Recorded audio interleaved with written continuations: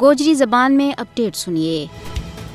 بھارت کے زیر تسلط جموں کشمیر میں قاصب بھارتی فوج کے ہاتھوں ظلم و جبر، قہر سامانی، ازداں کی پامالی، انسانی حقوق کا محافظہ، صحافیاں، وکلاء، اساتذہ کرام ور تشدد، اغوا اور قتل و غارت گری کو سلسلہ بدستور جاری ہے۔ بے گناہ کشمیری نوجوانہ جعلی مقابلہ میں قتل کرنا بھارتی فوج کی طرفوں کیے جان والا بدترین جرم ہے۔ کشمیر میں مودی حکومت کا بدترین اقدامات نسل کشی اور انسانیت کے خلاف جرائم نہ بین الاقوامی قوانین کے مطابق جنگی جرائم نال تعبیر کیا جا سکا ہے۔ فسطائی مودی کی زیر قیادت ہندوستان نے 5 اگست 2019 بعد مقبوضہ ریاست جموں کشمیر میں اپنی ریاستی دہشت گردی میں مجھ زیادہ بادو کر دیتو ہے۔ بھارتی حکومت نے آرٹیکل 370 کی منسوخی تو بعد کشمیریاں نہ عملی طور پر ایک کھلی جیل میں بند کر دیتو ہے۔ 5 اگست 2019 تو بعد بھارت نے کشمیری عوام کا تمام بنیادی حقوق اور آزادیاں نہ سلب کر دیتو ہے۔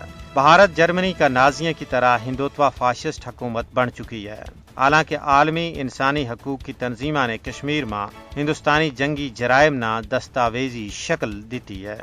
بھارتی جنگی جرائم عالمی برادری واسطے ایک چیلنج ہے۔ کشمیر میں انسانی حقوق کی بدترین خلاف ورزیاں واسطے بھارتی فوجیاں پر مقدموں چلائے جانا چاہیے۔ بھارتی مکار حکومت نہ نوشتہ دیوار پڑھ لینا چاہیے کہ کشمیری مر سکیں مٹ سکیں، لیکن بھارت کے سامنے کسی بھی صورت میں جھک نہیں سکتا۔